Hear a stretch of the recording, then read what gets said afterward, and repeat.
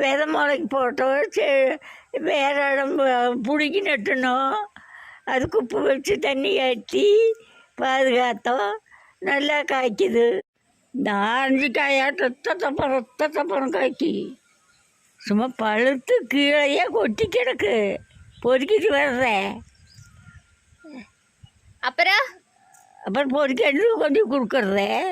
யார் கொண்டு போய் கொடுப்பா? யார் வேணுனாலும் நானும் கொண்டு போய் கொடுப்பேன்.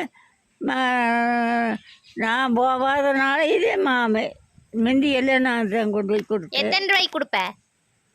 ஒரு காயா, ஒரு காய் 5 ரூபாய்க்கு கூட கொடுப்போம். கடைக்கெல்லாம் கொடுக்க மாட்டீங்களா? கடைக்கு மாமே எப்படி கொடுக்குமோ. இன்னும் காய்க்குது,